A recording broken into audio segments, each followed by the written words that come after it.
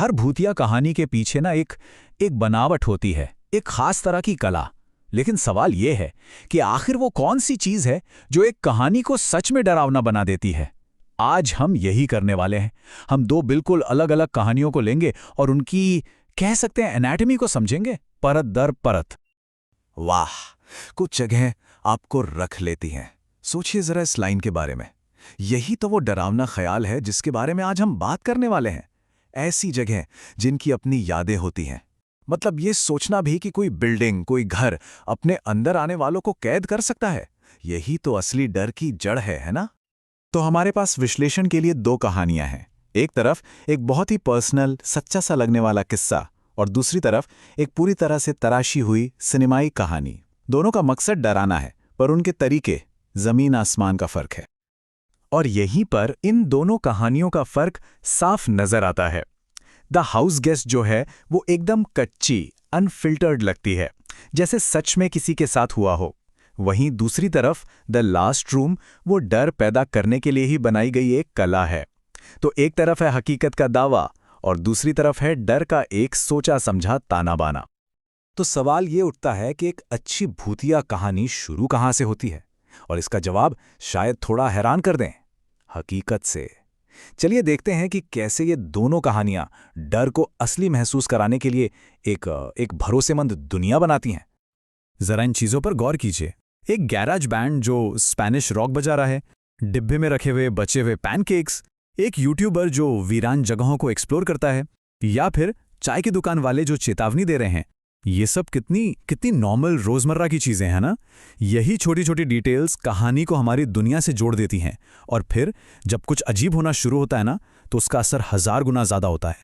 सीधी सी बात है, जब कहानी नॉर्मल चीजों से शुरू होती है तो जो अनहोनी होती है वो ज्यादा मुमकिन लगने लगती है। मतलब डर ज्यादा असरदार हो जाता है। एक पल को लगने लगता है, अरे ये तो कहीं भी हो सकता है। चलिए अब आते हैं कहानी के उस मोड़ पर जहां सब कुछ बदल जाता है, वो पहला सामना उस अलौकिक शक्ति से। और मजे की बात यह है कि दोनों कहानियां इस पल को बिल्कुल अलग अलग तरीकों से दिखाती हैं। द हाउस गेस्ट की जो खूबसूरती है ना, वो उसकी सादगी में है। यहां कोई जंप स्केयर नहीं है, कोई चीखता हुआ भूत नहीं, बस आंख के कोने से दिखी एक परछाई, और बस दिमाग में वो सवाल शुरू हो जाता है, क्या वहां सच में कुछ था या ये बस मेरे दिमाग का खेल था? डर की असली शुरुआत इसी शक से होती है। और फिर आता है ये कमाल का रिएक्शन।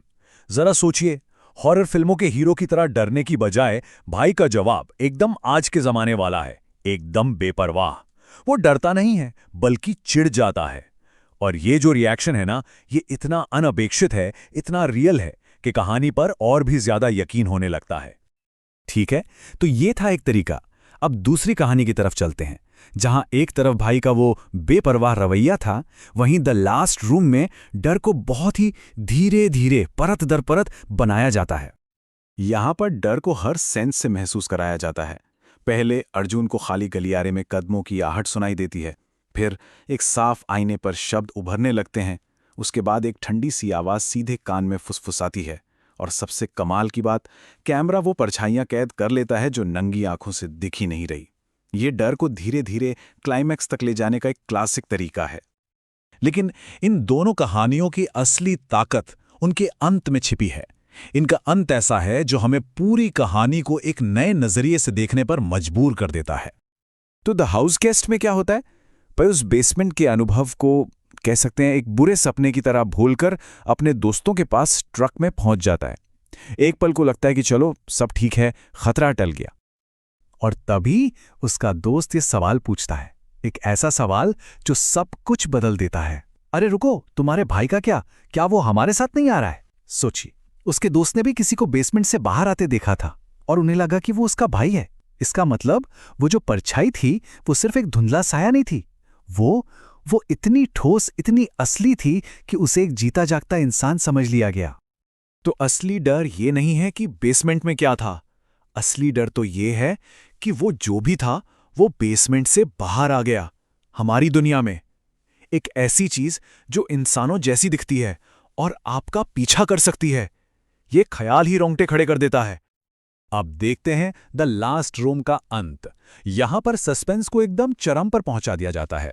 देखिए, शाम को अर्जुन आखिरी कमरे में जाता है। कैमरा ऑन है, रात में दरवाजा जोर से बंद हो जाता है। और सुबह गेस्ट हाउस में सन्नाटा है। अर्जुन का कोई नामो निशान नहीं, बस फर्श पर उसका कैमरा मिलता है जो अब भी रिकॉर्डिंग कर रहा है। और उस कैमरे की फुटेज में दिखता है आईने पर लिखा हुआ यह आखिरी संदेश, अब हम एक और हो गए। ये लाइन सब कुछ साफ कर देती है।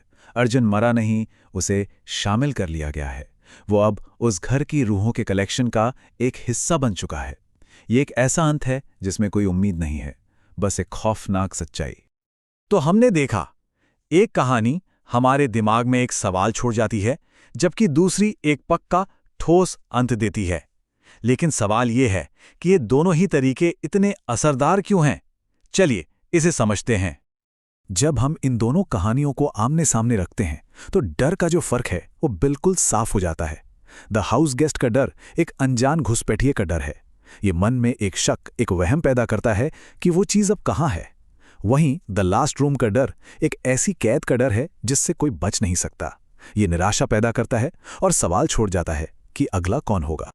इसको हम ऐसे भी देख सकते हैं, एक कहानी दुनिया को ही असुरक्षित महसूस कराती है, डर आपके साथ चलता है, वो कहीं भी हो सकता है। और दूसरी कहानी ये बताती है कि कुछ जगहें असल में जाल होती हैं, एक भूखा जाल जो अपने अगले शिकार का इंतजार कर रहा है। तो ये पूरा विश्लेषण हमें एक आखिरी सवाल पर लाके खड़ा कर देता है कि आखिर कौन सा डर हमारे साथ ज्यादा देर तक टिकता है, वो डर जिसे हम समझ नहीं सकते या फिर वो डर जिससे हम बच नहीं सकते। इस पर सोचेगा जरूर।